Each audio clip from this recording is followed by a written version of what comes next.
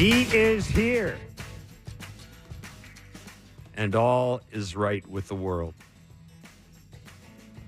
He, of course, is Jon Morosi. He'll join us in a few minutes. See what I did there? You're such a bad human. What? You're such a bad human. I am. There's so many Jays fans that are excited today. Yeah, because it's Orelvis Day. Orelvis It's Martinez. Day. It's Orelvis Day. Happy Yeah. Orelvis Day, Yeah. everybody. And here's hoping that he's good. Be nice, dude. He's as good as anybody else they've called up. Yeah. The Jays have recalled Orelvis Martinez from AAA. He will be active for tonight's game. He will not be in the lineup, though.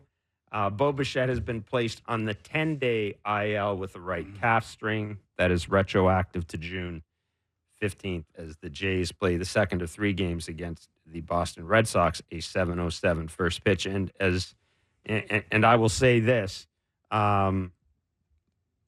Orelvis Martinez's numbers at AAA. First of all, the issues of him against right-handed pitching. He's been better lately. A lot of people have been waiting for Orelvis Martinez. He is the organization's. Arjun Namal is the top prospect right now in most people's minds, but he is at the worst their number 2 position prospect. He's a power hitter. He's had some issues defensively, but Kevin, here's the thing. First of all, I don't think they have. If Bichette isn't going to be available, you don't have anybody else you can bring up. No, I mean you've already got Horwitz here, you've already got Clement here. There's nobody else. and they need some positive vibe around that team. Let's be honest. Yeah, a little bit. The fans need a little something to show up and go, wow, look. Yeah, that's what the future could look like. That has nothing to do with why he's here. But absolutely, you're right. I know, but tell you what. I'm trying. Well, no, I'm just saying. I agree with you, but I'm saying, let's face it. If Bichette is healthy, he's not here. But he's not. But he's not healthy. Right. So anyhow, Orelvis Martinez is here, and I'll just ask you, Kevin. First of all, how would you use him?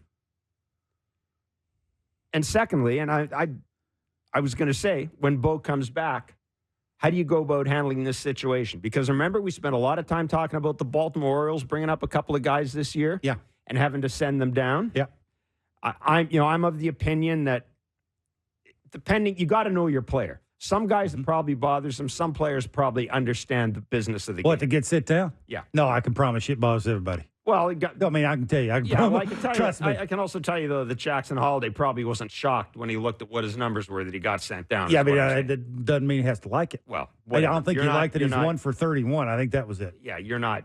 I think you could probably read the tea leaves there. So, how would you use Orelvis?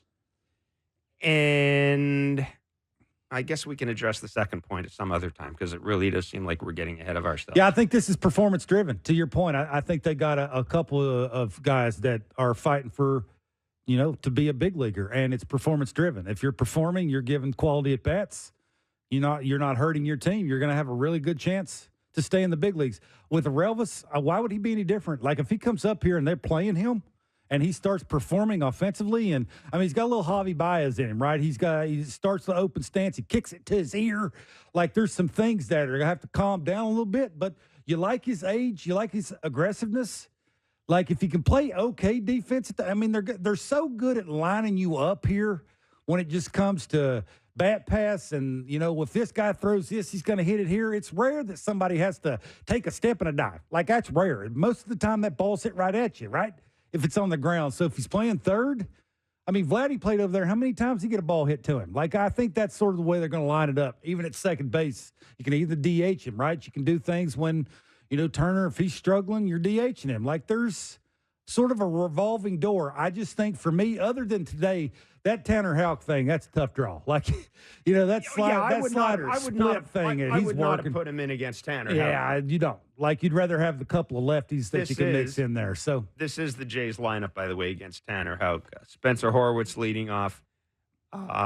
Davis Schneider second. Vladdy hitting third. Varsho cleaning up. Turner DHing. Addison Barger in right field. Kirk behind the plate.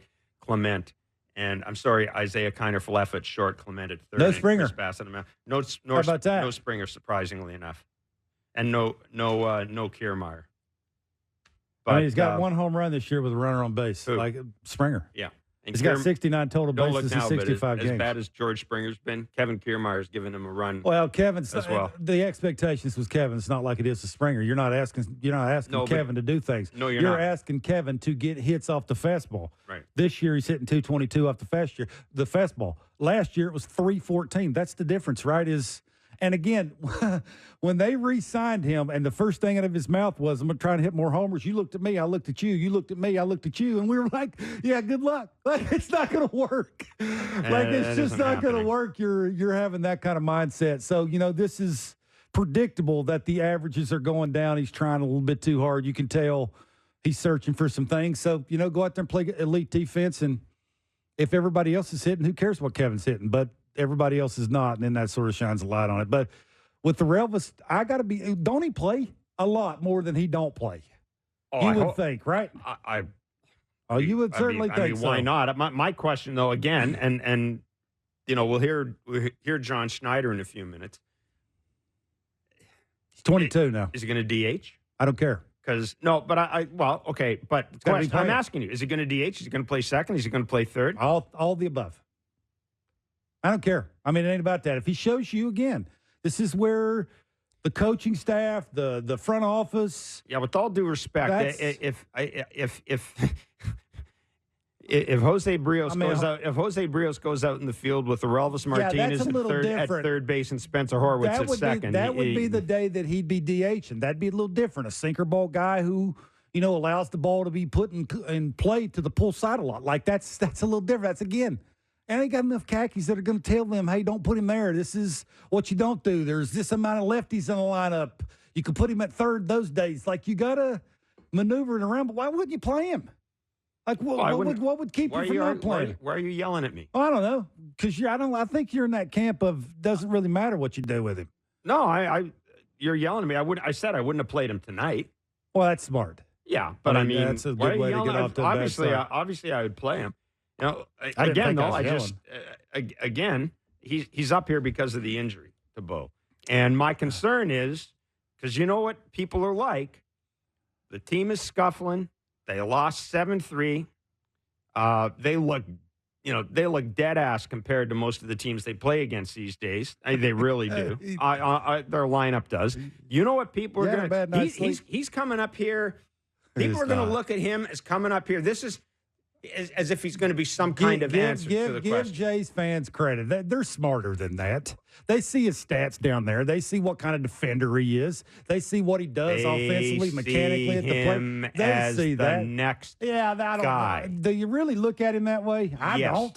Well, then I don't. I don't. But that's the way. Maybe go watch some video. I don't. But that's the way the organization's painted him. Not are they? They have. He's their top prize. I mean, who is painted that way? Who are you talking to that I haven't talked to? We talk to the same people. Like he's what is he? The 47th ranked prospect in baseball by Keith Law. People are going to expect things. Guess. People are going to expect things. Otherwise, why are they making a big deal about it? Otherwise, why wasn't he up here when Spencer Horwitz is up here? That's a tremendous question. I think you need to ask them. I don't have the answer to that. Anyhow. Spencer's left-handed. Again, if Bo wasn't hurt, he wouldn't be here. So let's see. Let's see what he does. There's an opportunity here for him, and if the other guys they've called up from Baltimore or from Buffalo, it's worked so far. I mean, who have they called up from Buffalo that hasn't contributed in the lineup? Barger looks a little better this time around. So right? I mean, Horwitz has been fine. I think the Barger and the Horowitz thing, you don't have to play them every day. This is the dude you gotta make sure you keep right. And again, I just looked it up, right? The last 8 games in Buffalo, he's 12 for his last 25, 19 total bases, a home run, 4 RBIs. Does it matter that second, third, and DH? I mean, that's sort of. Does it matter that he's joining a team whose lineup, from his point of view as a player, he's joining a team whose lineup has really been underachieving? Well, I would think that depends on who he's listening to when he comes up here. I mean, you got to just continue to be the guy that's 12 for his last 25. It's sort of, again, he's 22 years old, Jeff. I was 22 once. You were 22 once. I was frisky. I was a pretty good baseball player when I was 22 years old. I wasn't listening to a ton of people. Well, he's I got was going up and getting a foot down and letting that thing eat, man. You know, he's got a ton of people that are going to be in his ear. Hopefully not, because, I mean, a lot of that is if you start chasing the outskirts of the strike zone, especially against some right-handed pitch. I mean, they're facing Bayo tomorrow, which is the Bugs Money changeup, and the sinker. The sinker hadn't been real good.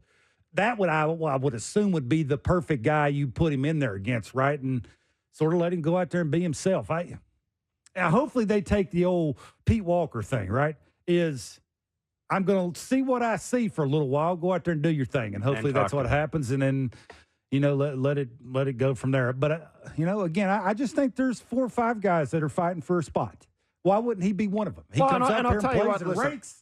Then you keep him on the team. Yeah, and I mean, we can worry about who would have to go to keep him on the team later. But I mean, I'm with you. There's not now that he's here. There's nothing to be gained by not playing him. That's obvious. And you know what? And yeah, it's going to create a bit of buzz around the team. Yeah, because I mean, there's just again yesterday, 4th time they failed in a chance to get to 500, and I don't care what anybody says. When you watch the way the Boston Red Sox go about their business, when you see what's happening with the New York Yankees, when you see the Baltimore Orioles, if you're a Jays fan, you're scratching your head right now and going, like, at least there seems to be something going on in all those other markets. Here, good pitching, good defense, but not a whole hell of a lot to hang your hat on offensively. You know as well as anybody, you've been around baseball long enough to know that when teams' best players are not being their best players, exactly, this is the way the team's supposed to be looking, right? And yes, the feel around the team. But that's not. And in the outskirts of sort of. But that's not good. People that, well, absolutely. That's the point, right? You don't have to look too far to point the finger at some people of why the Blue Jays are 3 games under 500. Yeah.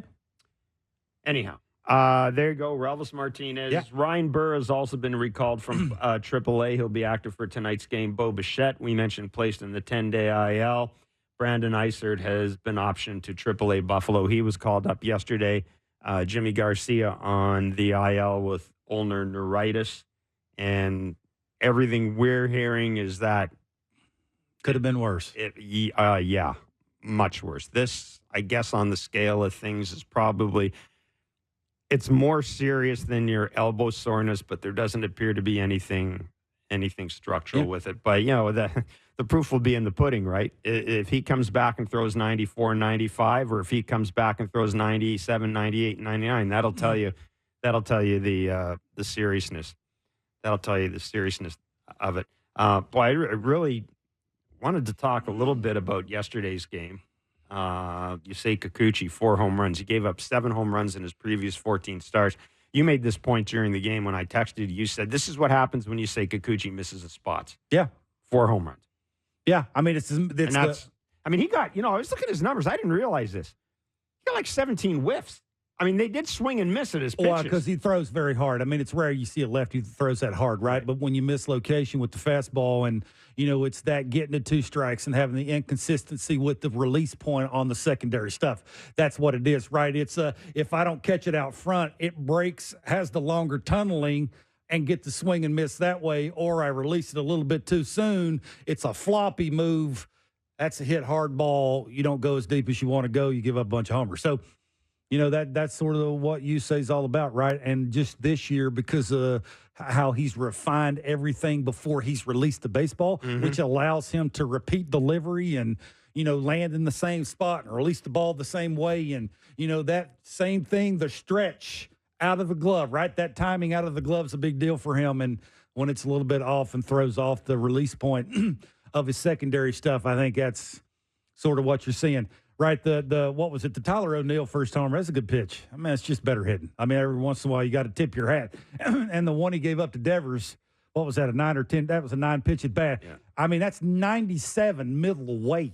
I mean, again, sometimes you just got to tip your hat. But it's the changeup wasn't a particularly. Yeah, it's just how pitch. He got the 2 strikes quick. It was just how do you put them away, right? And it's either I'm aiming it or I'm making sure that I break it off instead of just trusting it. And that's occasionally what you say goes through. And they scored 3 runs. Oh, absolutely. I mean, that's Again, you can't David win a bunch Schneider of with a home American run. League. Now, much of the talk before the game yesterday was about John Schneider's lineup. John Schneider sitting Spencer Horwitz and Adam and Barger, and going instead with George Springer and Justin Turner because of their track record against Nick Pivetta. Now, in the case of Turner, I thought you were kind of begging a bit, but Turner had a. Well, you ain't begging with Springer. Turner had a. Well, yeah, you were with Springer, although at least in Springer's case, you're talking about a 26 at-bat sample size compared to a 6 at-bat sample size in the case of Justin Turner. But Turner got his home run. Yeah. David Schneider hit another better. home run, and George was George. And I brings us back to I just don't know what you do with him. I think this is one time where I think I'm absolutely right. Right now, George Springer, to me, is not an everyday player. Absolutely. And if I'm inclined to have him as an everyday player because he is a good defender, then he's hitting ninth for me. That's all there is to it. And I don't care how it looks. As far as I can tell, the paycheck's still going to be cashed. I don't care how it looks, but that's what I do with George Springer. And Kevin Kiermaier. Kevin Kiermaier might be the 25th, 26th guy in my roster. Yeah, I think so. I mean, obviously he's in there for elite defense. Now, do I think that I still don't know. Do you think John would get support from the front office if he said to them, hey, that's what I want to do? As much as I've been told, I think John's allowed to make his own lineup. Because that's what I would. I mean, you made up a great point last night after the game about the, basically the handshake with George of, no matter what, you're getting him opportunities to figure it out. I mean, just how long can you run out a guy who's played 65 games who has a slugging percentage of 289? I mean, if that don't scream 3 or 4 days a week, I just don't know what is. Look, you got to respect what's on the back of the baseball card, but they still don't score a ton of runs. And right now, I would think you would have better options, just the optics of the at-bats. Yep. There's people over there on the bench who can play right just as well, maybe not as good, but just as well. Like, I mean, he's an elite defender most of the time. I mean, he makes some special plays. But I just think it's those quality at-bats. He's hitting 188 with runners on base. He's got 1 home run this year with a runner on base. Like, sooner or later, maybe this is a start. Him not playing tonight. Now, I know Tanner Houck is, boy, he is a giant handful. He's a giant human, throws crossfire. And, he's stopped throwing the four-seamers, and now he's throwing more of the sinker, the split, and the slider, and the sliders and the split fingers elite, right? I mean, he's tunneling the split fingers because it's got a little run and sank to it. It looks like it's sinker, and like he is a handful. He's going to be real tough on righties. So I'm assuming that's what John would say if you ask him why is Springer not playing well. Look at the way Tanner, releases the ball. But I wonder if you use this as an excuse to maybe Barger's playing right. Yes. Yeah, Barger has a good night. Maybe use it as an excuse, righty playing tomorrow, righty pitching tomorrow for the Red Sox. I mean, I would. I would think this, if not now, when? I'm going to say this as well, If this, because let's face it, it's been a largely unsatisfying year for Blue Jays fans. In general, Blue Jays fans, I think even people in the front, it's been an unsatisfying year for the Blue Jays. Yeah. If Orelvis Martinez does give them a bit of a spark, think about the storyline that could come out of here. Even if Orelvis Martinez is good enough that you've got to scratch your head and say, okay, how do I keep this guy out of the lineup today? Think of the story you got then. You got Schneider, Horwitz, Orelvis Martinez coming up, breathing life into the team. Barger, breathing life into the team. Yeah. Yeah. You could be on the verge of a really intriguing story here, if that's the way it turns out. Yeah. A really intriguing story. And as we've said in the past, because of the way the American League is right now, nobody's really being buried, with the Yeah, exception the only- of there's 3 teams. I mean, a little run here. Yeah. I know. I know. I'm trying to be overly optimistic here, I Absolutely guess. you But are. I can. I mean, I've seen it happen. You know, I keep thinking back to Expo's team that I covered that was just dead. And they brought up Rex Hudler and Otis Nixon from AAA. Running And we're all over going, the place. what the hell? Yeah. Otis Nixon, like, lit a fire under that team. Rex Hudler was Rex Hudler. Yeah. Now, after a while, Rex Hudler became Rex Hudler, but Otis Nixon just built on it. Sure. And it can still happen. And that, to me, would be a great story It would be. for the organization. If you've got, and first of all, it would also allow Ross Atkins and some people to say, told you so, if it does There you happen, go. because they've been hammered a lot for the lack of production in the minor league system. Yeah, I mean, look, I hope it works out, because it'd be fun. Yeah, it would be. There's just think back to and I'm not saying that that these guys are the same as Bo and Vladdy, but think back to what that was like the first couple of years, or the first year of Bo and Vladdy, how much fun it was, how much energy there was around the team, how exciting it was. I mean, we've talked about this team is dull to watch. They are. Run preventing is not fun to look at. And especially when two of your key run prevention guys, Kiermaier and Springer, are just voids offensively. Yeah. So, hey, why not? I mean, I'm with you. Again, it's me. I'd be very careful bringing Orelvis Martinez up, but in this situation, why not? It's presented to you perfectly. They build 22-year-olds different now. You know, when I used to play, there's that old man on your lawn kind of thing. They probably would have been a little quieter with that, and maybe not have done this, but they build them differently, like they're just doing. You know, fingers crossed it works out. This is what I say. I think the rotation deserves it. 7:07 will be the first pitch tonight. Chris Bassett against Tanner Houck. We'll take a break. Jon Morosi will join us next. We've got Buck Martinez coming up and Russell Martin as well. We'll talk to Russell about his major league debut. Lots ahead. It's Blair and Barker on Sportsnet 590 The Fan and Sportsnet. All right, 7:07 will be the first pitch tonight at the Rogers Center. Tanner Houck on the mound for the Boston Red Sox. Chris Bassett for the Blue Jays. The Jays 7-3 losers last night in the first game of a 3-game series, again failing to hit the 500 mark. What was a 15-15 was the last time they were at 500. Yep. And they've had 4 opportunities since then to do it. And, haven't managed to achieve it so far. Very pleased to be joined right now by Jon Morosi of the MLB Network, who joins us in studio. How about Mr. that? Morosi. Jeff and Kevin, good afternoon. It's great to be here. Yeah, the last time you were in studio with us, we're in a vastly different studio. I think we're in the spaceship and the. You have upgraded, my friends. How about that? I love the Floor. digs. Yeah, it's homey. It's become home. It's become home. So obviously, John, thank you for joining us. We got a lot to talk about, so I want to get that right away. But I mean, the big story today is the promotion of Orelvis Martinez, and you know, I understand people are excited about it because there's been a dearth of excitement around this team this year.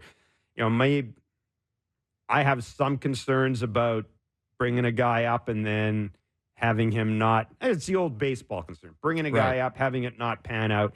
Then you got to go through the whole process of sending him down like the Orioles did. But I also realize with Bo Bichette going on the IL, I mean, this is almost a perfect opportunity, isn't it? I mean, it's giving you an excuse.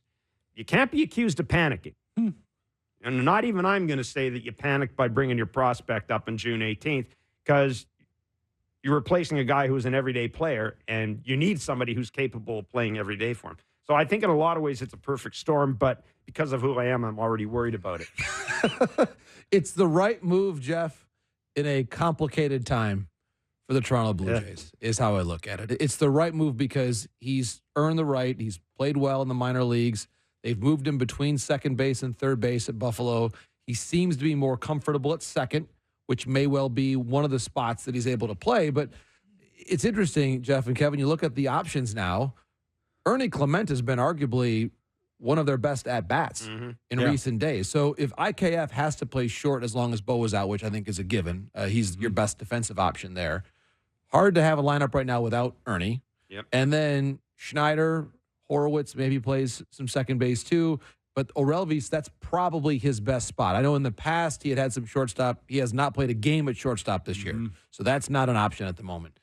You might think about having him at DH. Turner had some good at-bats last night. As you go through all the options, there are still some of the redundancies that have existed on this roster for a while. And yet, all that said, Kevin, I'm excited to see Orelvis play. He has earned the opportunity to be here. And if you're a Jays fan, as frustrating as this year has been in many ways, the kids are here now. And so we get a chance to see what they can do, which I think is a necessary step in evaluating what the front office can do, should do at the deadline. Yeah, I wonder about the conversation or what Kevin Gossman said out loud the other day about, if we don't do it on this side of the ball, we're probably not going to do it, right? I'm not saying that this is the reason why they called Orelvis up. We obviously know why, because Bo got hurt. But it just sort of ties into, you got some youth. He's hit some home runs at the minor league level. You got some rumblings from your rotation of sort of we've had enough. You just sort of, you kill a couple of birds with one stone, I would kind of think, right? With that in the clubhouse conversation between a couple of guys. Now, I'm not saying now we roll, but it's just a little bit of energy, I would think, maybe. Right. Yeah. The analogy I would say is if this is a football game and you're down 27-10 in the early part of the fourth quarter, you got to throw the ball down the field. Yeah. You got to take some chances down the field. And that's where the Jays are right now. You have got to take some chances down the field. That's it. And you're right. It's all, of course, happening at the same time as the bullpen now, because Garcia's on the IL, joining Romano. There are some concerns there. And so to Gossman's point, and I think Kevin made that point as respectfully as he could have. Yeah, absolutely. The margin for error right now, if you're a starting pitcher on this team, is zero. Really, there's not much margin for error at all. And so as a result, you need to get a little bit more cushion. You have to hope that Orelvis maybe catches the lightning in a bottle, as they say, and is able to have a good week, a good stretch, because decision time is coming. The All-Star break is not that far away, and that's really the line of demarcation where you have to know where you stand to make some plans for the end of July. And that's not that far from right now. So you need to see what you've got internally before you go external. And I do think that finding some different ways to win. We saw certainly at different times, do you try to run the bases differently? Whatever it might be, you need a little bit of a different recipe just to see if something else works before you make the big decisions about potentially remaking this roster at the deadline. Okay, you talked about decision time. What do you do with George Springer? It's slugging 289, 69 total bases in 65 games. He's hitting 188 with runners on. He's not real good right now. It's not working. And I think that here's what I would say. If the Jays had someone in the minor leagues who had clearly earned a spot and was a corner outfielder and could definitely play the position better than George over the long term, you might be at that stage where you're considering a DFA or a contract for contract type of a trade. Because this is ultimately the truth-telling point for the organization. Again, if you had that player, I don't think the Jays believe they've got that player now to say we're going to call this player up and we're sure enough about him that we're just going to let him play right field every day. Or else, if they felt that way about Barger, he'd be doing that right now, I think. Now, but maybe that opportunity is going to be there for him. This is part of the issue with this team, Kevin, is why we're talking about moving Clement around. Where's he going to play, and where's IKF going to play, and where's Schneider going to play? The reason why the math doesn't work here is because you're getting almost nothing out of right field. Yeah. And that's DH, Turner's coming around, but it's not a pure power. This is not David Ortiz as your DH either. So you're talking about right field and DH getting very little in terms of power production there. Your third base position, while Clement has been a contributor in recent days playing there, this is not Scott Rowland. So we're going around the diamond, and you're starting to ask yourself, where are the home runs going to come from? Yeah. And the answer is not enough places. And especially now you've got one of your best hitters on the roster is now on the IL as of today. So I think that how they handle Springer, to me, Kevin, will tell us a lot about how they feel about their chances. If they want to just try to put a representative club out there, have a competitive right around 500 season, which we saw last year with the 84-win Diamondbacks, was enough to make the World Series. Yeah. So if you feel like this team as presently constructed can get you at least around 500, year one of the renovation, have a good representative club in the second half, maybe they stay with George and live with the ups and downs, mostly the downs. But if this team is really going to reimagine itself, and it's all about saying, how can we put together the best team for opening day 2025? Maybe Barger does deserve to have a month's worth of games. They owe Springer $66 million more bucks. I think that's a lot. It's a ton of money, but also, Kevin, it's a sunk cost. I've talked about this, and this again is just a thought. It's amazing. Earlier this week, I had the same conversation in my home state of Michigan about Jose Berrios' brother-in-law, Javier Baez. Yeah. They're in the same headspace with him, okay? They're in that same exact headspace where he struggled so much. He's right there in the bottom of all qualifying hitters and batting average. It's the same conversation. It's just right on the other side of the border. It's the same one. Crazy. And so Springer's not the only one who's struggling, but I fully understand and appreciate why it's become such a difficult topic for the Jays. I will say this too is nothing to me shows the commitment of ownership to this team. I'm going to be accused of being a shill here, but what the hell? Nothing to me shows a commitment of this team's ownership more than the fact that we've not heard a word about you got to get rid of Springer because of money. It would be perfect if you did, just as it was great when you traded Vernon Wells in that contract. But we're not getting the sense that there's any pressure to make a move because of the money. Now, we can all, obviously, if you had that money to spend, maybe you could do something else with it. But I take that as a positive. And, the other thing about this is we've talked in this show for the past year and a half about, I hate to do this to you folks, but you got to start thinking about life after Vladdy and Bo together. You just have to. And to not plan for that, to not think about that, to me is just is bad business.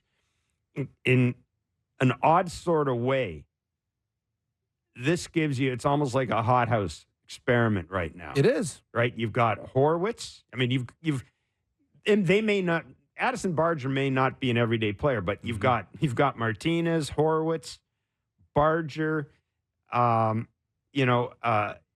it's Davis Schneider. It's the next core. They aren't as ballyhooed as Vladdy and Bo were. Sure. Right? Vladdy and Bo, Vladdy came up, he was Baseball America's top prospect. I mean, these guys haven't come up with the same cachet that those guys did, but it's a good opportunity here to see. Good excuse. It's a good opportunity to see what you have. And you know what? If it works out a bit, to your point, you go to the trade deadline and maybe you find one everyday guy out of these guys that you're comfortable going ahead with. So, yeah, I mean, listen, I think there's a positive that can come out of this. As I said, my initial reaction was I'm not a big fan of bringing up a young elite prospect, John, into a situation where the team is scuffling, where there's not a good feeling around the team, because I know that there are going to be expectations on this. Sure. Right? There are people out there who are going to tune in and think this is the guy that's going to save us. Right. Well, I mean, it's just you, and you want to do that. Human nature is you want to hope that this guy comes up and is the next Vladdy. It may not be the case. I think it's important that initially he's certainly not in the initial posted lineup for today's game against a potential Cy Young winner in Tanner Houck. Yeah. It's probably a good day to not have this be his first appearance in a Blue Jays uniform. But you're right, Jeff. I think that you would certainly prefer, above all, to get wins. But a second place finish to wins would be just getting some valuable information about what this team can be. And the quick point I'll make on why it's so important now is whatever percentage chance we think there is of Vladdy or Bo getting moved to the deadline, I'm still of the camp that it's a pretty small percentage, or at least under 50%, whatever the percentage is. The point to make, though, and something the Jays have to keep in mind is this. Coming off a really good year, with 1 year left, Teoscar Hernandez brought back Eric Swanson and Adam Macko. Brought back a reliever and a pitching prospect who's good, but not a can't-miss prospect. So you have to be prepared that if you pass this exit at July 30th, and if you don't trade him, what is waiting on the other side of you in the offseason will probably not be anywhere close to what you hope it's going to be. The obvious thing to do, John, is look at what the Dodgers are going through right now with Mookie Betts and his broken hand. And I think we had Brandon Gomes on, and he was very excited about having Mookie as a shortstop going forward. But most people around L.A. think that Mookie at second base would probably be a better fit. So in the case of Bo Bichette and the Dodgers, does 2 + 2 = 4 or 5? To your point, from your point of view, it's a natural place to begin the conversation. And obviously, we know that they had recent trade conversations because Kevin Biggio's a Dodger. So we know there's been some conversation there. It certainly makes sense. And bear in mind, too, the Dodgers are also at the moment without Max Muncy. Correct. And that's it's a medium to long-term thing within the league. And Lux has not been productive. Right. So they're in a spot where with all the spending that they've had and all the efforts they've had to try to win the World Series this year, they brought back Clayton Kershaw. They're going to be clearly all in at the deadline and one of the more aggressive buyers. You go down the list of teams to whom it would make sense for the Jays to trade Bichette, and the Dodgers really are the one that stands out above the rest. You look around, especially if and I think it makes sense to look at Bo as a pure shortstop for now. I think his defense has improved. He is a shortstop. You look around, the Cardinals, they've risen up, but they've got a young shortstop in Mason Wynn. The Cubs have already spent a ton of money on Dansby Swanson. The fits with the other contending teams, the Braves already have a shortstop that they mostly like in Arcia. The Phillies obviously have Trey Turner. So you're crossing off some names here. I do think the Dodgers are the most likely spot for him, especially because it would not just be for this year. Right. It's this year and next year, and that's only going to exist for the next 2 months. And the other thing, too, is, and I'll let you jump in here, Kevin, I'm sorry, but the other thing as well that is at work here, and I think it's especially the case with Bo, is if you get him in, you've got the first shot at signing him if you want when he's a free agent. And you know that the Dodgers, if they really like a guy, they're not going to be outbid. So I think that's also a factor here. And again, if you're Bo Bichette, if you're with the Dodgers sign you to a 6-year deal and ask you to move to second base eventually, whatever, I would think you'd probably do it. Yeah, I think you're with future Hall of Famers. I mean, I think that would help. I think you would be the guy to ask this about who's fourth in line when it comes to most value. I think Barrios, Bo, and Vladdy would be the top 3 if you were planning on trying to trade somebody. No way I trade Barrios. That's what you look for is a guy that posts every 5 days and gives you what Barrios gives you. Who's the fourth guy out of on the Jays team? If you were picking somebody off the roster, the big league roster, who's the fourth guy that would have the most value that say you could start with? I'll give you this guy and then whoever else under him. Jansen. You think so? He's the fourth guy. If it was 2 or 3 weeks ago, I probably would have said Kikuchi. Obviously, it hasn't quite been the same level of performance since then. Last night was a tough one for Yusei. But as a pending free agent, I do think Kikuchi has some value. You look at the pitching side, again, it's a tough timing that Garcia's on the IL right now. There's been different conversation about Romano potentially too. Yeah. I would be surprised about Bassett or Gossman. The thing about catching, though, is, and you know this from being in Major League clubhouses, it can be a challenge to make a midseason move for a catcher. Yeah, sure. Because pitchers are very particular about who they're throwing to, especially when they're having a good season. The last thing you want to do is, now it helps. Jansen's very well-respected player in the league. I think that would help. But it's a challenge to bring in someone at midseason and hope that he builds that rapport. I think it might help if it's a team that's also been in the American League. I look at what happened with the Yankees over the weekend, and I'm a big Jose Trevino fan. Yeah. But the Red Sox ran like crazy over the weekend. Something to think about. I mean, there are teams. I'd mentioned even Seattle, which they're a team. I think they're from a standpoint of maybe pairing up somebody with Raleigh as an extra bonus bat. Sure. Again, just for half a season. Yeah. Raleigh is clearly their catcher for the long term, but the Phillies might be an option too. Right, with Real Muto out. Yeah. Exactly. It's you want to look at, and I think he's someone that might be able to in a different setting with a different team. The reason I mentioned Seattle is they'd want a bat that they could potentially move around and play DH. And he's athletic enough; he might be able to play some first base here and there if he had to. Yeah. So there's, for a half a season of someone who is that caliber and that respect around the game, I do think a lot of teams would line up even if they didn't necessarily need an everyday catcher. So it's an interesting idea, but it's going to be a fascinating trade deadline. I think the Jays, to me, are one of the most talked about, speculated about teams in the entire industry because no one really knows what direction they're going to go. But you think they do something? They're not going to do nothing. You know they have to. And I think, Kevin, if they are clever about how they approach things, they could do a buy and sell.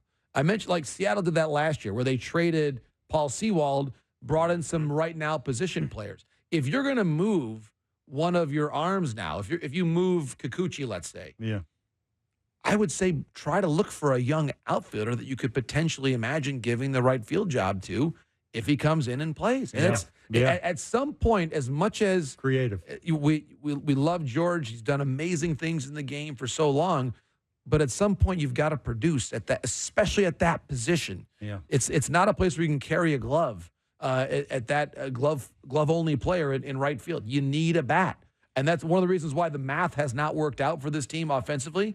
Is that you've not been getting a ton of power out of DH, and you've been getting almost nothing out of right field. Well, that's the challenge. Yeah, John. I mean, we saw the Red Sox last night. We'll see them again tonight. There is a series between Baltimore and New York of some interest. Coming up as well. I want to talk about that series, but we had Jonathan Papelbon on yesterday, and he was talking about the Red Sox. And the caveat was they've got some injuries, but his point was, I never thought I'd see a Red Sox lineup do what these guys are doing. Like he said, this is not the Red Sox that I played with or I pitched against. He called it small ball, the very aggressive lineup. How close are they to being, they're fun, but how close are they to being really good, do you think? They're right in the conversation for being a playoff team. Yeah. And now it depends on the sliding scale of the new playoffs. Sure. How do we define really good? If this was even in the old days of 4 teams making the playoffs, the Jays would already be sellers. Yes. Right? Yeah. I mean, probably. Oh, no question. And so, no question, the Red Sox, they are beneficiaries of the current structure because, again, I mentioned the 84-win Diamondbacks again.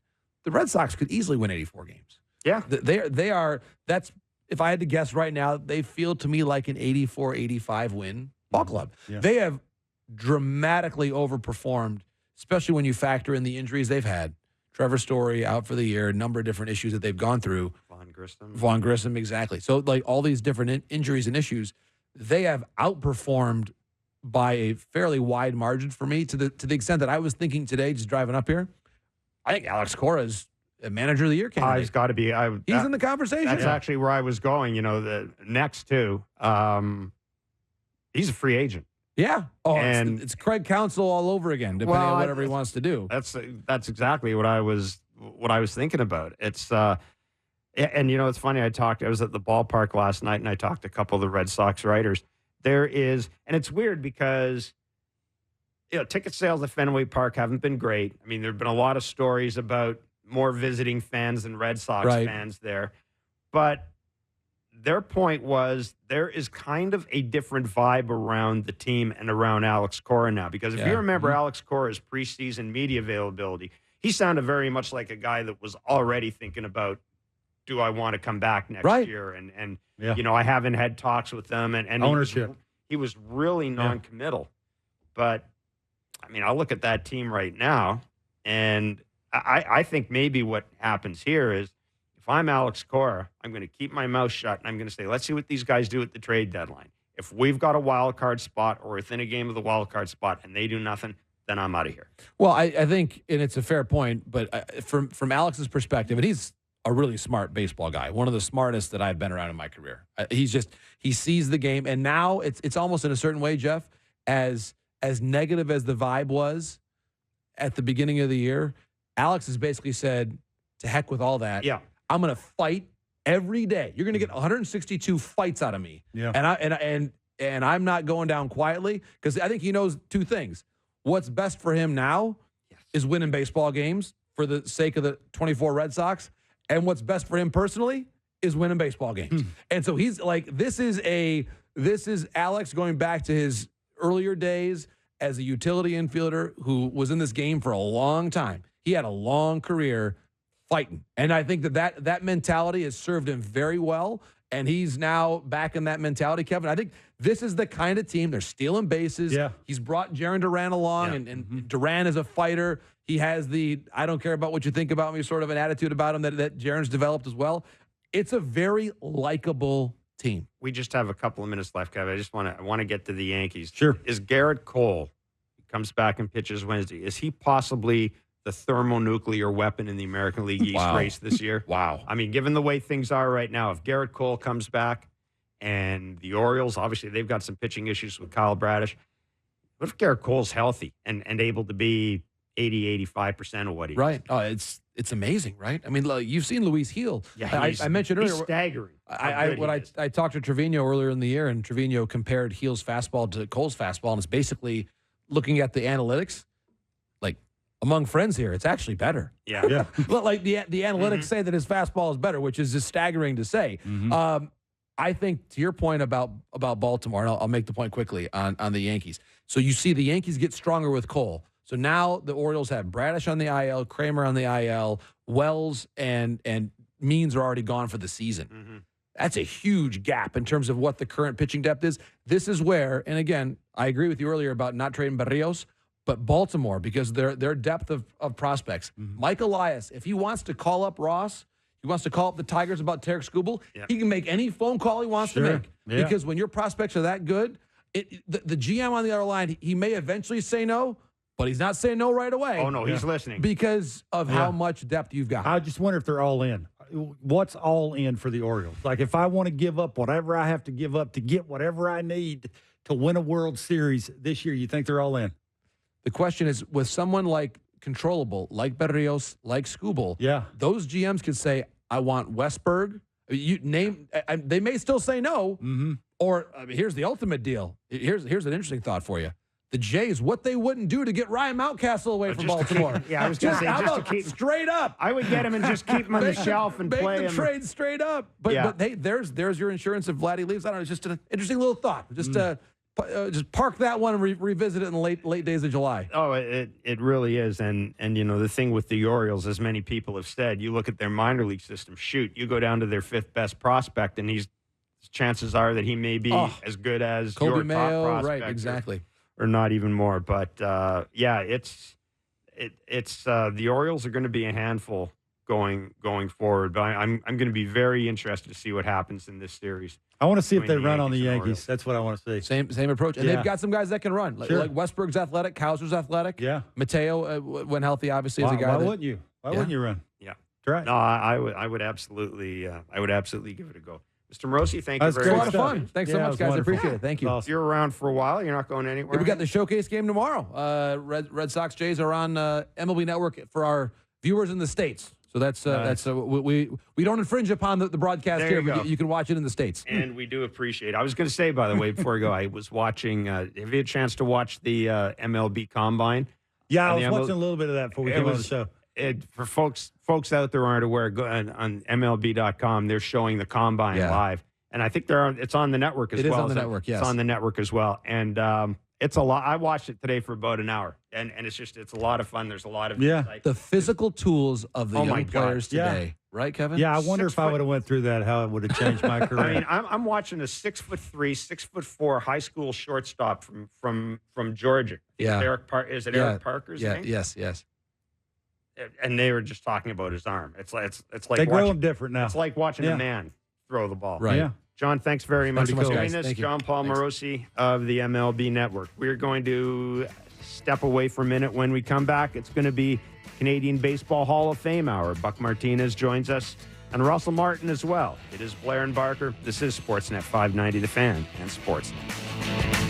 Well, the big news today in Toronto, Orelvis Martinez has been recalled from AAA Buffalo. He will be active for tonight's game, not in the starting lineup, but he is active for tonight's game. Ryan Burr has also been recalled. Bo Bichette has been placed in the 10-day IL with a right calf strain. That is retroactive to June 15th.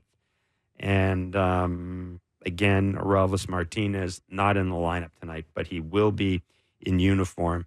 Needless to say, Orelvis Martinez was a major topic of conversation in John Schneider's pregame media availability today. So much so that we're going to play John Schneider's media availability for you right now.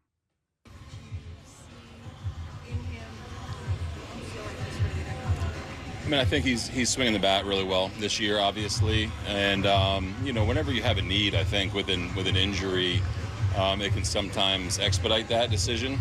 And it's kind of where we are with Bo. It's tough to lose Bo for, the next week. Hopefully that's all it is. And but I think Orelvis, we wanted him to be, a little bit more, focused on his defensive stuff, in-game defensive plays. That's made progress, and I think, again, when there's a spot to fill, that gets expedited a little bit. But he's had a really good year in Buffalo. I know you mentioned that we're doing a separate clip on Bo. Oh, sorry. No, don't be sorry. Sorry. So when did you find out about Bo and the decision going to IL him? Early this afternoon, really, and talking to him, talking with the staff, medical staff. We were kind of targeting Friday as maybe a date he can get back in there pretty regularly, and really not wanting him to feel rushed to get to that point and do anything that would set him back. So tough decision, obviously, when you're doing that with one of your main guys, but confident that the time off will get him ready to go consistently. Thank you. No problem. All right, there you are. Busy man, our John Schneider. How about that? I would guess. Wonder what position he's going to play. Yeah. So where do you tomorrow? Orelvis is probably going to play tomorrow, John. What position you think he might play? Second, third, DH, maybe. Come on, Yeah. John, tell us. Maybe he's going to wait and tell us some Blair and Barker. Oh no, because that's Friday. Well, let it beat and you. He'll probably be in the lineup tomorrow. So I mean that's obviously the big question is how they're going to use Orelvis Martinez. I mean, I can't believe they brought him up to sit in the bench. Maybe Davis. Maybe you play him at second base in a platoon with Spencer Horwitz at least for a while. Let Spencer Horwitz DH instead of Justin Turner against the right. I mean, I'm sure it goes into Gosman's throwing tomorrow. I think that would go into how many balls he gives up to the third baseman, right. How many ground balls he gives up to the second baseman, how many lefties are in the lineup for the Red Sox. How many righties are in the lineup? Do they pull the ball? Would they pull the split finger? Is he going to throw in? Like, there's a lot, I'm sure, that would go into where they would position him if they're going to play him tomorrow. I mean, hopefully, surely, to goodness. I mean, he's tooting his horn a little bit about how good he's playing defense at the minor league level now. Like, he's gotten better, obviously, and they feel more comfortable about they can put him in any one of those positions in the infield. So, I just want to see the bat. Let's see the bat played. Like, they don't have a lot of things that Jays fans would want to pay attention to when it comes to the offensive side at the minor league level, except this dude. Well, let's see it. Mm-hmm. That's all. Yeah. Let's bring in Buck Martinez, our Blue Jays TV analyst on Sportsnet. Buck, thanks so much for joining Blair and Barker today. Hey, congratulations again. Absolutely. On the Jack Graney Award. I was very pleased for you. It was a tremendous speech and a tremendous afternoon Saturday in St. Mary's. And really well done, and just heartiest congratulations. You're the best, buddy. Thank you very much. It was great to have you guys there. I know Angela and Kevin had their son there as well. It was a great weekend overall. My family, Casey, my son, his family was with us. Some of our good friends from New Jersey were there, and my two pals from Cambridge, Miles and Elliot, were there as well. So it was pretty special. Buck, I'm sorry. I always want to ask a Hall of Famer. Buck, do you feel differently whenever you can say now I'm a Hall of Famer? Like when you wake up the next day, does it feel different? No, it doesn't really. Actually, it's an award presented by the Hall of Fame. It's not as if I were inducted into the Hall of Fame, but I'm certainly honored by the award. It's very reflective of my career as Jack Graney. He too was a ball player, so it's pretty cool. I'm awfully humbled by it. Yeah. So, Buck, give me we just played a clip from John Schneider talking about Orelvis Martinez being called up, and I mean he said he was very clear that the injury expedited the decision to call him up, and I think we all get that.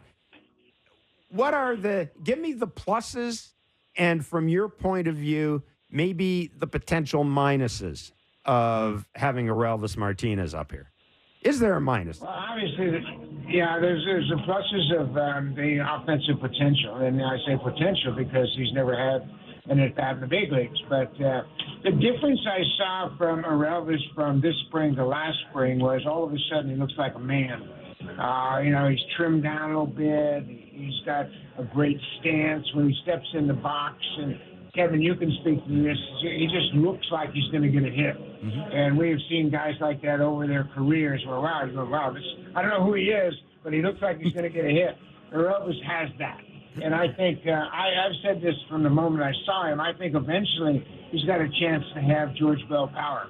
I think that's the kind of bat that he possesses. And I just think, we make too much about defensive positioning, and we've had guys move around. Vladdy came up as a third baseman.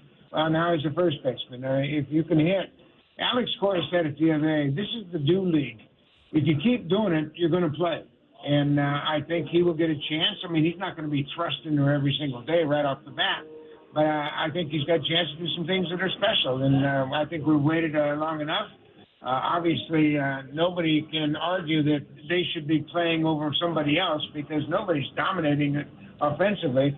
So I think it'll be a welcome addition. I'll be anxious to see him play. Buck, does his age scare you any whatsoever? At 22, I don't even remember if I was a man at 22 years old. I acted like one, I think, but I'm not sure. When you were 14, I'm not sure. I was told. Yeah, I'm not sure I was at 22 years old. I mean, that's a lot to ask. Is there any worry about him coming up to a team? Jeff's brought this up many times, and fans are going to look at him like they're bringing the savior right up here to sort of catch fire with the team and hopefully carry the team for a little while, and the team can get off to a little bit of a good start here. Is there any worry from the organization, you think? Kevin, I don't think there's the same hoopla that we had when Bo and Vladdy came up. It was much different. I mean, this is like, okay, this is a guy that we're interested in, but it's certainly not the same as when we had Bo and Vladdy come up. I think Vladdy had 3 press conferences, yes, he did. Before he ever played. And I think Bo came up with the same kind of fanfare. So I don't think it's the same. And I don't worry about him, Orelvis, because he's played winter ball. And in Chile, and you played in Dominican, you understand what it's like for the natives to play. That's the most pressure they're going to experience anywhere, playing for your hometown in Dominican. And if you don't produce, you're not going to play. So I'm not worried about that at all. And it's really ironic, and I'm going to toot my own horn a little bit. This is the day I made my debut 55 years ago. Wow. And he's going to be with this ball club, and he's going to wear number 13 with Martinez on the back. I think that's pretty cool. That is awesome. That is absolutely awesome. Tremendous. That is absolutely awesome. Hey, Buck, what do you do with George Springer? Well, I think he has to, John, that is, has to kind of pick and match his at-bats now. George has had almost, 250 at-bats, maybe even more. Mm-hmm. And, it's just not working for him. He's hit 200 over his last 18 games with 4 RBIs. And if he's not by himself, by any means, the top of this lineup, the top 4 hitters in the lineup are the worst top 4 hitters by OPS in the majors. Mm-hmm. They've got a combined 653 OPS. The Dodgers, on the other hand, their OPS for the top 4 hitters is 906. And then you've got the Yankees, the Red Sox, the Orioles, and the Guardians. Those are the top 5. And the Blue Jays are the worst team in baseball for that. So, it's not just one guy that's creating this problem. A lot of guys are having down years. Buck, you've been a manager before. You hear one of your better starting pitchers come out and say that if the pitching side's not doing it, we're not going to do it. Are you worried about something going on in the clubhouse? I would not be. Every once in a while you got to look at yourself in the mirror and go, yeah, he's right. I mean, Kevin said it the only way Kevin can say it, right? But he still said it. Is there any worry if you're John when it comes to that whole clubhouse thing? I've asked several of the players that question, and everybody keeps saying we're grinding. Everybody's hanging in there. We're grinding, and that's all you can do. I mean, we don't really know the inside of the clubhouse, Kevin. Yeah. Everything is pretty tight-lipped in there, but I don't see any of those signs. Even with Springer, I think George is absolutely playing his ass off in right field. And you know what? He deserves a lot of credit for that because he's certainly having the worst year of his career, and he's not letting it affect his defense or his personality. And he's working hard again today. But, this is about Here's something that I didn't know until today. I found it out. If the starting pitchers on this staff are supported by 3 runs or more, the Blue Jays are 27-3. Wow. Crazy. How about that? That's unbelievable. That's 3 runs. Yeah. And so if the starting pitchers, while they're in the game, if the Blue Jays score them 3 runs or more, they're 27-3. They're 8-34 when they score 2 runs or less for the starting pitchers. So, it all gets back to the offense. And that's baseball. It's, you talk about run prevention and all that stuff. You got to score runs to win. And I think that's been a consistent problem for the Jays all year. Buck, with Bassett tonight, the sinker's been getting hammered a little bit. Average against is 347. They're slugging 430 off it. Buck, that's his best pitch. He likes to throw it down. He likes to throw it up. If you're catching him and that stat, and lefties have been slugging pretty good off of him too, and the Red Sox are going to have some lefties sprinkled in there. How do you work around the woes that he's had with the sinker? Because he still wants to throw it. I mean, it sort of sets up everything else that he has. How do you do it, Buck? Well, those numbers are stated are correct. But I'm going to look at his last 5 starts and say, okay, he's sorted things out. He's 3-0 in his last 5 starts with a 120 run average. Yeah. So it's taken him a while. And he comes into this game with a 356 run average. He's pitching pretty well right now. Mm-hmm. He got roughed up early on, no question about it. I mean, he got hammered early on. But now he's started to find his location, execute his pitches, and mix in everything. Basically, he's a 3-pitch pitcher. Sinker, cutter, and curveball. And that's what he does best. And, he'll sprinkle in those other 5 pitches. But he lost 2-1 in Oakland in 8 innings. He lost 5-4 in Milwaukee. He didn't get the decision, but the team lost. But overall, I think he's pitching pretty well. So I'm not so concerned about the overall numbers. I think his execution of his pitches has been much better over his last 5 or 6 times. Great answer.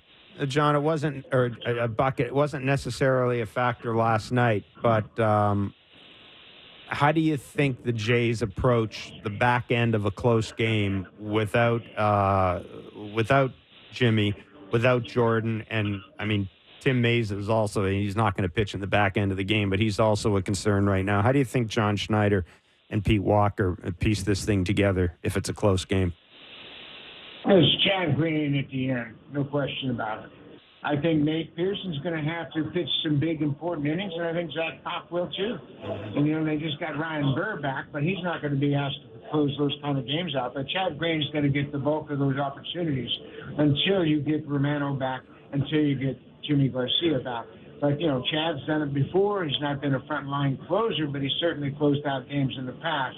So I think they trust him to close things out. And you know what? You can really, really solve a lot of problems if you score enough runs so you don't have close games. Yeah, absolutely. Buck, you talk about scoring runs. Tanner Houck's been really, really good, right? He's mixed it up, throwing some more sliders, throwing some more split fingers. Their batters are having a real tough time of squaring that up and, actually being productive against those sort of pitches. Is there any approach you can have against a guy that's got some swag too, right? He's changed that plan. He's changed sequencing with the 2 pitches that he's sort of fallen in love with, and he's got some swag. Like, he's really good. You watch video of him, man. Like, he is getting the ball and throwing it like he's going to own you. If you're a hitter for the Jays, how do you attack that? Well, the biggest thing about him is he creates a tough angle. It's a little bit like Jeff Weaver when he first came up, throwing that crossfire. He steps toward the third base line, and he creates that wicked angle for right-handed hitters. He's only given up 2 home runs all year long. Taylor Ward of the Angels and Andrew Vaughn of the White Sox, the only guys that have taken him deep. So in talking with Guillermo Martinez, he said the right-handed hitters have to kind of stay inside the ball and target the alley and right center. Another thing that's very interesting about him is he throws a lot of big breaking balls, but they break to the middle of the plate. He leaves a lot of breaking balls in the middle of the plate, but because it comes from such an exaggerated angle from the third base side of the diamond, you've got to hang in there as a right-handed hitter. But you watch the game, and a lot of those balls are going to end up in the middle of the plate, so you can't give into it. You have to stay on it and try to drive it over the second baseman's head. But the biggest thing is you got to stay underneath the ball and get underneath that sinking fastball and make sure that when you swing at that breaking ball, it's going to be over the heart of the plate. Buck, we're going to let you run, Yeah. man. Terrific insight as always. Again, congratulations. It was a pleasure to be a small part of your big day in St. Yep. Mary's. Thanks so much for your time as always. Have a Thanks, great Buck. call. All right, fellas. Always great to be with you. You have a good night. Yeah, you Thank too. you. Thanks. It is Buck Martinez. Buck's speech was hilarious. So there, it tremendous. was a great speech. It was He's a really- great talker, great storyteller. Yeah. Yeah, yeah. And Like I a kid in don't a know- I candy don't know- store when he's telling a I story. don't know if you It's saw some of the pictures of Buck and St. Mary's. I thought there was a lodge driving into town that had a big sign. We love Buck We Martinez. love Buck Martinez. Yeah, I saw that. Buck visited an assisted living center. Yeah. Yeah. Again, I can't stress this enough. If you're, it's a nice drive if you're looking for something to beautiful. do. Go out to St. Mary's. It's a very small, very quaint town. Mm-hmm. A couple of nice little restaurants on the way. Couple of nice restaurants there. Yeah. It really is. It really is worth the trip. Very nice And people. speaking of that, Russell Martin, who was inducted into the Hall of Fame last weekend along with Buck, will join us in a few minutes. Interesting from Buck is his insight on Orelvis Martinez, and again, just reinforcing the point, something that we talked about, that there is not the hype around Orelvis Martinez as there was around Vladdy or Bo. Now, I'm going to make a prediction based on what everybody is saying about Argent Namela, Yep. the young kid. Mm-hmm. When he's ready to come up here, there may be a certain amount of hype. I mean, there are a lot of people like Keith Law, there are a lot of people that are really Says he can't miss, right? all Maybe, in yeah. on this guy. Yeah, So- absolutely. So maybe maybe we need to look at it like that. You know, my concern about bringing a guy up in a situation where things are a little rocky. Maybe we're overthinking it. Maybe that's what it is. Like they're They gonna. need it in every. Like the thing is, you need a guy who could possibly play every day. Yeah. So who do you have that could possibly play every day? Why not bring this guy? Yeah, but he's 22. I'd like to see him play. Like you got to make room. Yeah. I would think you'd make room for him. Want to, have him consistently getting at bats and And getting in the flow of catching balls and gaining some confidence. And, you Yeah. play the what if game. What if this guy is comfortable up here? You've got IKF at shortstop. There's a lot. I'm going to say there's a he lot of starts moving things hitting. here. He will stay here. Like they're begging for somebody to get hot and stay hot. Like they are begging. I do think you're right. I mean, let's be I honest. do think you're right. Yeah, I they do got think you're nobody else. It's just they really don't. It's just the same thing with if Addison Barger, Yeah, he's staying. he's staying. No question. This is what I said. There's If no you're doubt one of about it. them dudes and you're up here and you're at home, before you go to the field, you're thinking to yourself, man, if I could just get hot here for a couple of weeks, I'm going to stay here. It's like Ernie Clement, right? I mean, just look at him, the little short, quick approach and catching it out front and looking for the heater all the time. I don't care if they adjust. It's sort of the ups and downs, right? If you can just weather the storm of the adjustments that the khakis make against you after you're hunting the heater, and then you weather that, and all of a sudden you're starting to hunt the heater again, it's like it makes total sense. So, yeah, fingers crossed. I mean, again, we're tired of being a little negative. We won't see some positivity. It's Like interesting. we want to see And that. you mentioned Ernie Clement, and I talked to a couple of people at the ballpark last night who talked to the Cleveland people when they were in here. There were a lot of people in that organization that had a lot of really good things to say about Ernie Clement. Well, he's a perfect guardian. A lot of If you think about it, Oh, right? yes. That's that approach of think up the middle, sort of the big part of the field, and hit the heater, and he's fast. He can go first to home. He can steal second. Like he can do some things that would put pressure on the defense and doesn't cost him a ton of money. That's the most important part of it. Like if you can catch lightning in a bottle with somebody you didn't really expect was going to be that kind of person or player.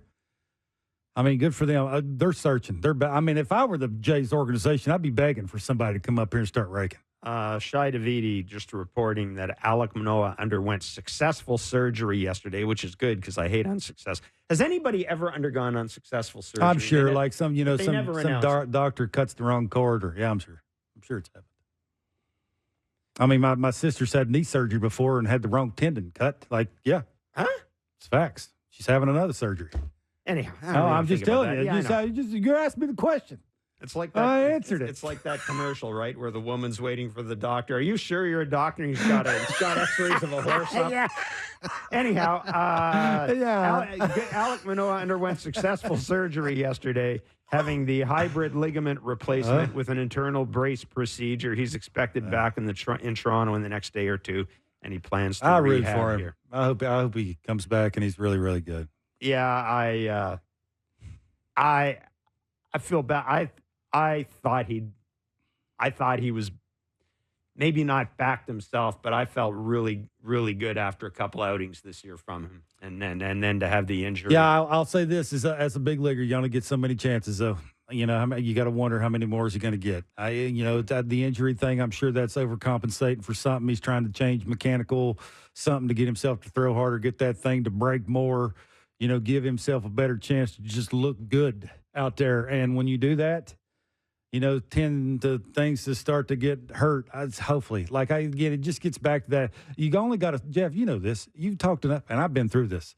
You only get a small window to make a bunch of money in baseball, and you just wonder how much that window for him is shrinking. That's all. Like, he had a really good year. So a lot of pitchers have really good years. So hopefully he comes back. He's really good. So this is tremendous.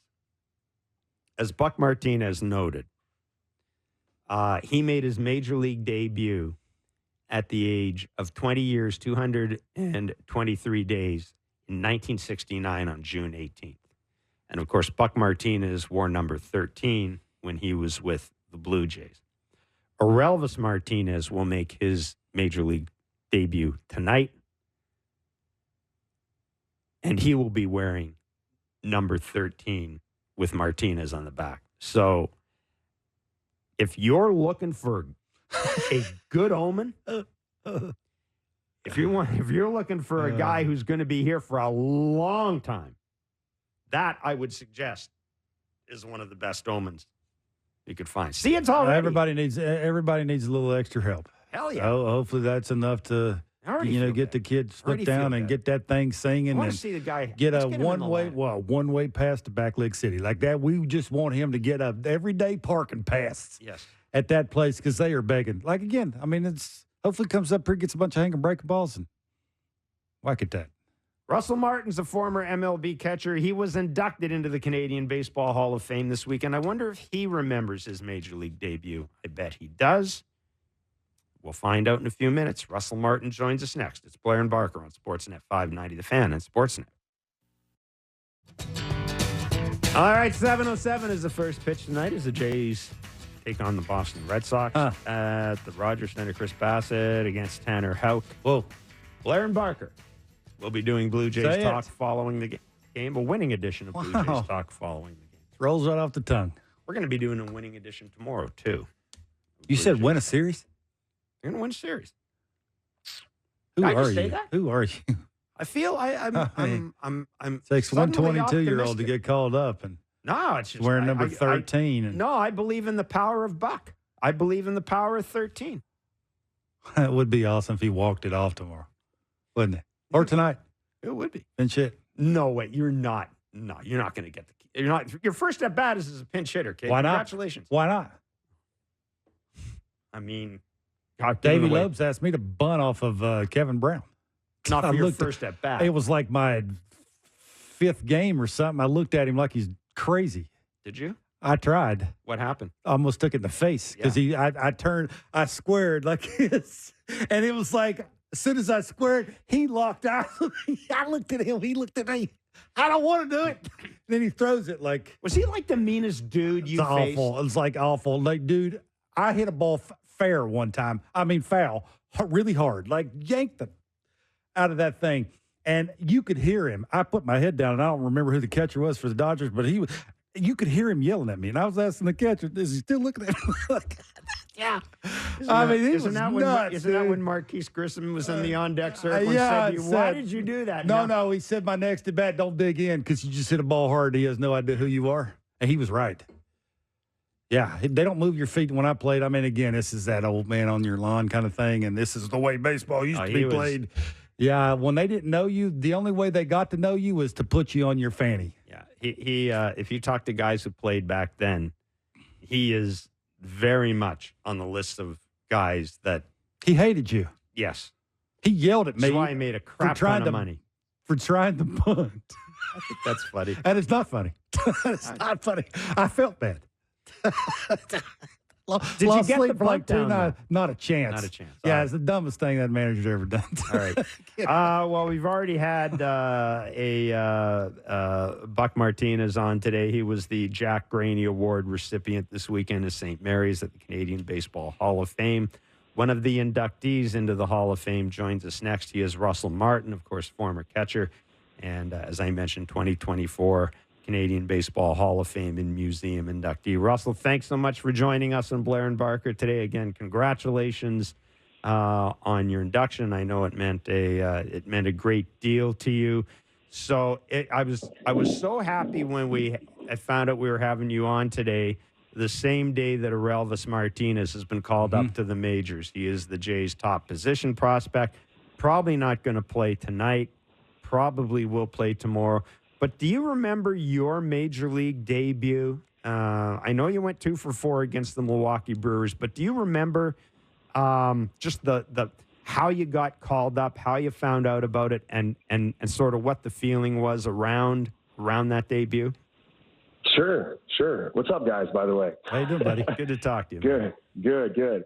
I remember not getting much sleep the night before. I do remember that. I remember going to the field and looking at the lineup. It was a Friday, and it was Cinco de Mayo. So all the Latin fans in LA were getting pretty toasty out there in the stands. And I just remember just being, really, really super nervous before the game and warming up Derek Lowe in the bullpen. And I remember just being so nervous, I'm like, how am I going to play this game? And then as soon as the first pitch of the game was thrown, I just remember everything kind of just going away. After catching the first ball, I was like, I got to catch this first ball. I can't clunk this first pitch. So I caught the first pitch, the nerves went away, and then, and then we ended up winning the game, and it was like a pretty tight game. And I think the team was like on a 5-game losing streak at the time. So it was kind of like a feel-good win. So just nice to get that first game in there and get that first W. Russell, how do you think a veteran player can help a young player like Orelvis? He's 22 years old. I was telling Jeff, I don't even remember if I was a man at 22. You're still trying to find out who you are as a person and a human and trying to figure out how to pay your bills. And now you're in the big leagues. It's just a ton. And I would think you'd want to lean on some older guys. Do you ever remember you being, when you got a little older in your career, and a younger, like a 20-ish in their early 20s has happened to come to the big leagues, how you would accept them and help them along and just make it a little easier transition? Well, I think the key is just to talk to the guys. Just don't feel like the worst thing you can do is just call somebody up and then just feel like you're isolated and you're kind of just by yourself. As soon as you're up and you're on the team, you're part of the team. And the players should feel that right away. So, it's not up to one person, it's up to the group, the whole team to take part in that. But I remember taking care of my, the catchers that were younger than I was, and they would get called up, and either we'd go out to eat or I'd take him shopping, buy him something nice, because that's what Luis Gonzalez did for me. When I was at the Dodgers, he went and got me a nice watch. It was me and Andre Ethier, and I'll never forget that. It was I forget what kind of watch it was, but just the act of like, hey guys, come on, let's go get you a big league watch. That's awesome. So I thought that was pretty cool, and I kind of just returned that favor and kept it kind of a tradition, and hopefully that'll keep going. It's just something that guys do, but just and as a young player, especially in your first game, sometimes you're not even yourself, you might not play to the best of your ability just because nerves can get in the way. But then you got to let them know that, it's one game, right? Eventually, you'll be able to breathe again and the game will end up slowing down and it'll just be baseball again. And it's just, you just kind of want to be there and let them know that you've been through it and, enjoy it. If you're nervous, it's normal. You're human. Use those nerves. Nerves are good energy, so you use that and kind of trick your brain into making it think it's something positive and not something negative. That's really awesome. Luis Gonzalez was a pretty important guy for you, wasn't he? Because I remember going down to L.A. to do a story on you. God's honest truth. I remember talking to Luis Gonzalez because you'd mentioned to me how important he was. And I can remember it like it's yesterday. Luis Gonzalez said, the only thing I worry about Russell is I've told him stop sliding head first into the base, into first base. Said stop, because he used to. I mean, I watched you do it. You used to do that. Yeah, and I didn't listen, but he was right. You know, it's stupid. Like, what are you doing? Don't do that. But, yeah, so Luis Gonzalez was, you know, awesome teammate and, you know, all-around good guy. Great player, too. I mean, obviously, yes. right? I mean, he was really, really good. So him and Eric Gagne were the guys that kind of took me under the wing. And there's definitely others, but, like, he was for sure special. And you know, whoever gets to talk to him right away, he's got that charismatic type personality, you know, great smile. He's got good vibes. When you're around him, you just feel good. And he was that veteran guy, that veteran presence that, you know, just as a young player, he embraced you and made you feel welcome. And at that time in LA, we kind of had like it was like a little bit of division in that locker room. It was like the older guys versus the younger guys. And was Manny in that team? Manny was a little bit later. He was later. Okay. He was like a couple of years later. So the guys kind of already established themselves a little bit. But we needed Manny because he gave us a big boost, and it was that Manny Wood in LA, and I think he had like 400 for the second half or something. He went off. It was crazy. Yeah. Russell, have you ever been on a team where, say, the pitching side is pitching really well and basically the only reason why you're winning a lot of games, and one of the pitchers that's important to that part of this the pitching staff, you know, came out and said something that's basically called out the other side, like the offense is, you know, just basically right now going through some things and are struggling and, you know, needs to turn the corner and help out the side that's doing everything. I wonder, you know, I'm talking about Kevin Gausman a couple of days, basically came out and said it the only way Kevin can say it. He said it in the nicest way he could possibly say it, Russell, but he still said it, right? I mean, and I'm sure the offensive side of the ball heard that. Have you ever been on a team where that had happened? And if you had, how did that sort of change the demeanor of the way the locker room was buddy? Because, you know, now it's all, everybody's going to dinner. There's 26 guys all going to the same place to eat dinner. Now it's a little different. I just wonder how that's taken place when you hear a guy basically call out some people. That's a great question. I for sure have been through that before where pitchers are doing what they're supposed to do and the offense is struggling. You know, I feel like it happens to most teams, you know, throughout the season. Sometimes it can extend to a lot longer than what you want it to. And that can actually, you know, cost you your season. So you definitely don't want to, you know, let the bats fall asleep for too long, especially when you have the talent too. It's different when you just, you know, you're losing players left and right and you just don't have the same lineup. But when your guys are in the lineup and, you know, they know they're supposed to produce. It doesn't really help, you know, that to be called out, especially in the media. It's one thing to do it, I guess, internally. But when when the message gets out there a little bit, it can be a little bit tough. But I think the guys they know. The guys that are supposed to produce that aren't, they already know. And hopefully they get to the point where, you know, they don't press and they just go and play, you know, like you know, you might not have your all-star season this year, but guess what? You can go win a ball game, you know, today. And that's what they should focus on is just the ball game today. Because when you're struggling, you're trying to get 4 hits in one at bat. It just doesn't work. It doesn't work that way. So you just kind of forget all that, you know, negative noise and, you know, anything just negative that's not making you feel good about yourself when you're going up there. You got to get rid of that. And you got to find that good feeling, you know, like, there's that feeling when you're at the plate and you just know you're about to do something good, and it doesn't happen often. Sometimes you got to trick yourself, but when you're not going good, you don't have that, you know. Like, and you can see it. Sometimes you can see it, and so that would be my message. And pitchers get frustrated because if they're out there, they're battling their butt off, and you know they're the competitors. They want to win. So I'm not surprised that happens. Yeah. You know what? And sometimes you gotta be real and say what it is, right? So you know, Goss said what he wanted to say. I don't know what he said, but he's a little frustrated, I'm sure. Yeah.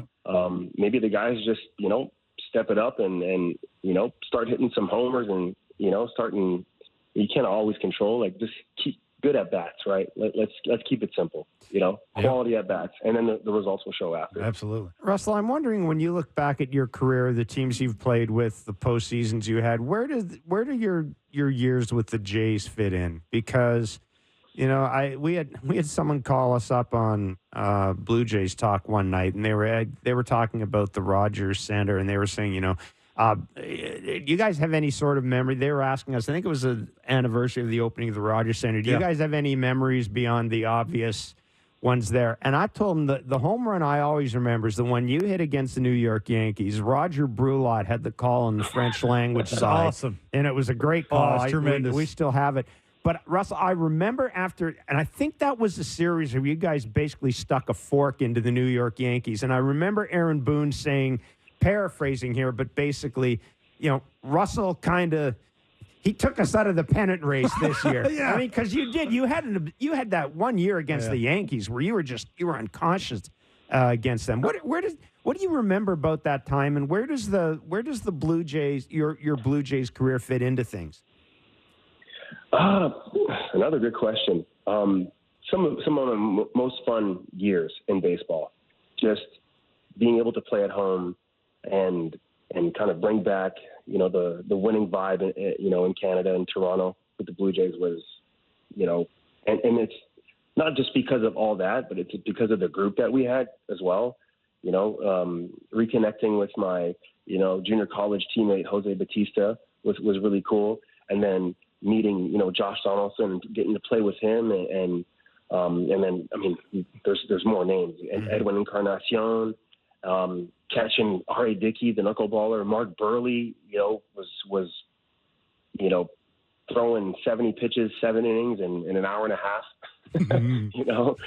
So there was a lot of, just that overall team, and even the younger guys, because a lot of the younger guys came up together, and when guys come up together and then they get to the big leagues, it just feels different. Right. So it's, instead of just going out and buying your team and then kind of making your team from just talent elsewhere, when the guys come up together and then they get to the big leagues, it creates kind of this like brotherhood and family style vibe in the clubhouse. And I kind of had that same feeling in Pittsburgh too. And also even in my early career with the Dodgers, there's just something about that where the guys really care about each other. And it feels almost more like college, where it's, there's just like that togetherness and guys pull for each other. You can't necessarily measure that with data nowadays, but it's real. When guys, are pulling for each other and are not afraid to call each other out, if they need to, all those things, play a role. And I know there's another part to the question. I didn't really get to it yet, I don't think. No, I was just asking about the year that you had that great year against the Yankees. Yeah. And it was just so funny because Aaron, I remember Aaron Boone post-game just kind of smirking a little bit and basically saying, I think when we look back at this year, we'll understand. How dare you, Russell? We'll understand Russell Martin's the reason we're not going to the postseason. Yeah. That's funny. I mean, I just seem to play better against teams that I used to play for some reason. I don't know what it is. Just kind of like, oh, you guys let me go, huh? Like, let's go. Let's get them. Maybe all the pitching secrets, too. Yeah. Maybe.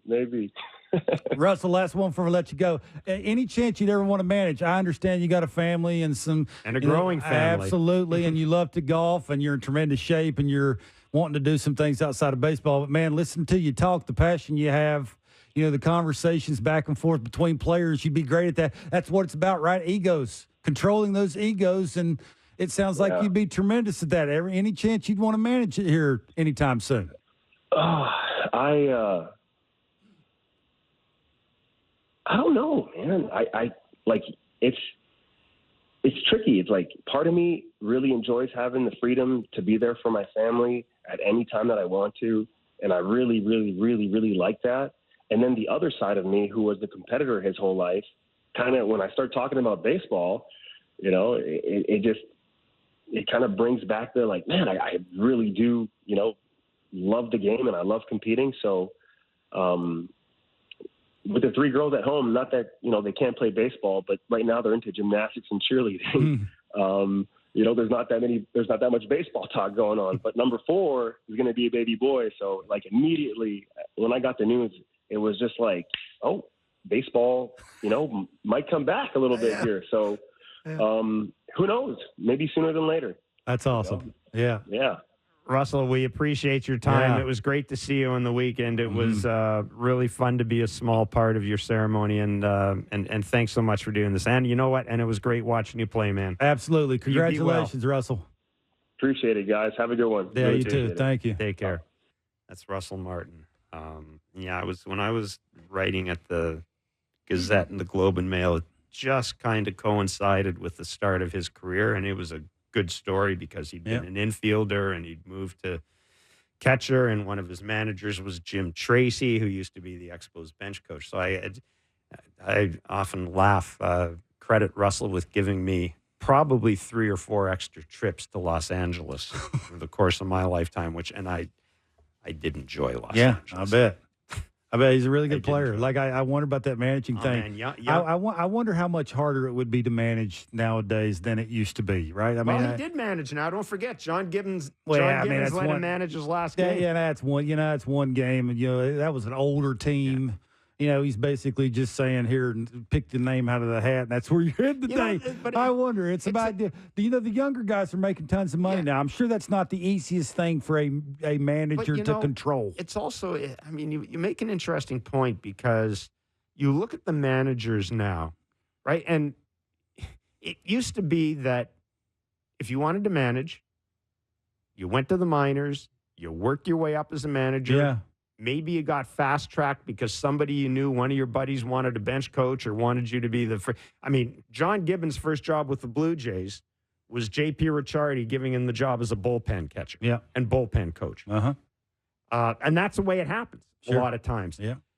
But it's different now, right? Like guys, and in some ways maybe it's better because look at a guy like Stephen Vogt.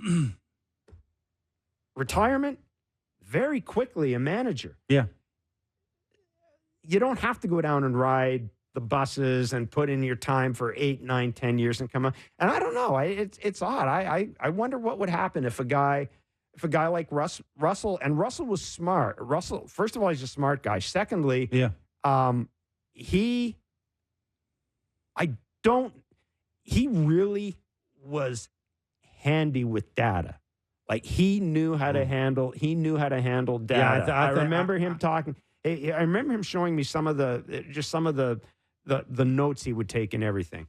I'm sure it would help when you're taking the pitcher out, right? When do you run out and get the ball from the starter? That's the hardest decision. And most good teams got a 9th inning guy. They got an 8th inning guy. It's the 6th and 7th inning guys that you got 4 or 5 different ones that you got to make the right move. And I would think Russell, being a former catcher, would be good at that. He'd be good. I mean, he can command a room. He's a good talker. Doors always open. I used to hate when managers to say that. You're such a liar. I wanted to raise my hand. There are guys that do that. Such liars. You heard the Terry. You are not. Oh, you heard the Terry. Your door's open only to certain people. You know the Terry that Francona big number story. on my back. You know the Terry Francona story about his door literally was open and he'd take guys in and play cribbage with them.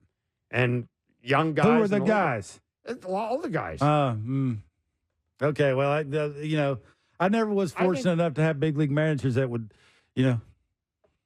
call me in because, first of all, I didn't. If I saw the manager done, it was bad. Like it was not a good thing. Yeah, so, but I mean, managers are it's different. Absolutely, that's what I said. It's Terry Franconas of the world don't grow on trees, and that's why they stay around forever in the big leagues. And that kind of thing. I can remember when Frank Robinson managed the Expos.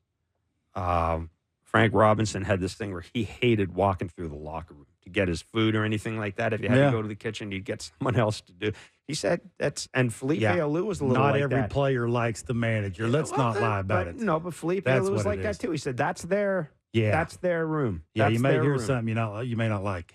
I think, so, I mean, that's just the way it is. Yeah, but we're grown men. But I also think guys who are former players know that.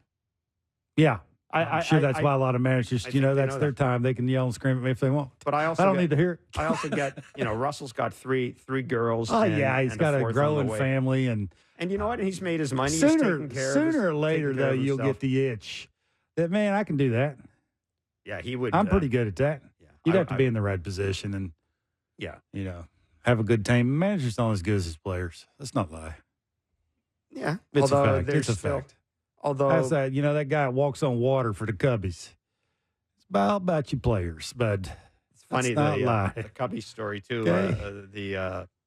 It's not lie. The Cubbies right now are not doing very well, No, and there was They ain't walking on water no more. no, and there was somebody made the comment about the Cubs today that the problem is they don't have any star players, which actually is kind of true. I mean, I don't consider Dansby Swanson to be a star player necessarily, though. I think Bellinger. Well, they paid him like one. Well, that doesn't. Dansby. Paying doesn't make you a star. Absolutely, it does. That is George Springer's star. well, he was. Yes, he was. He was. But When is he they a paid star? when he signed the check, Is he a he star was now? a star. Well, absolutely not. But Just saying. I mean, well, when he signed it, he was. 7:07 is the first pitch tonight. What are you going to be looking for? What would give you, Kevin Barker? What will give you A 5-run No, first no, no. inning Yeah, from the Blue yeah, Jays well, offense. You're begging. What would you be? Well, it's true. What little thing would you need to see that would tell you that these guys might have a chance against Tanner Houck? Houck getting hurt? I Or mean, Buck's saying think right center. When's the last time you saw right-handed hitters for the Blue Jays go right center? Good luck. Look, I think you got to keep the front side in. It's that crossfire thing, and it's got 3/4 arm slot. Like that slot's like if you're watching me on TV, it's like down below the ear. That's a 3/4 arm slot. So his ear down below it, 3/4, right? He's going to release it from there. It'll be that slider. It'll be the split finger that runs. So if you're righty, he's going to throw sinkers in, split fingers in. He's going to tunnel those two pitches, and he's going to flip that slider 3/4 arm slot. That's going to start basically at the front hip and end up way over there. So it's up to the Jays to not swing at that one. Look for the one right down the middle, and when you get it, you better not miss it because he's having a good year because he don't throw a bunch of those right there. So he could be stop thinking right center. They ain't got it. How many times you've seen a right-handed hitter in a couple of them go right center? Dude's got an ERA of 191. He is potentially the AL All-Star starting pitcher this year, and it's funny. And he's got swag. He got attitude. He does. He's got swag. He takes it. That's one of the reasons. If you don't believe it, nobody else will. It's one of the reasons a couple of years ago the Red Sox were looking at him as a closer because Alec Cora said, I mean, he's on the mound. It's his show. Like that's kind of the way he's wired. That might be the first guy gets traded too from the Red Sox. No, they won't trade him. You think so? Tanner Houck? No, I think you got to build. You got to build in those. Like I said, I don't want to get into what the Red Sox can do. I just think the Red Sox have got something real special going on right now, and I think they can keep this sucker burning. You're wise, burning for Jeff. 3 or 4 beyond years. your years. I am. Well, I'm not beyond my years. Should be running a baseball team. Should you really? Probably. Would I be the manager? Not a chance in hell. Blair and Barker will be doing Blue. You'd be the hitting coach. Blair and Barker will be doing the Blue Jays talk following the game. 7:07 first pitch. We'll be back tomorrow from 4 to 6 Eastern. Right here on Sportsnet 590. The Fan of Sportsnet. Enjoy the rest of your Jay.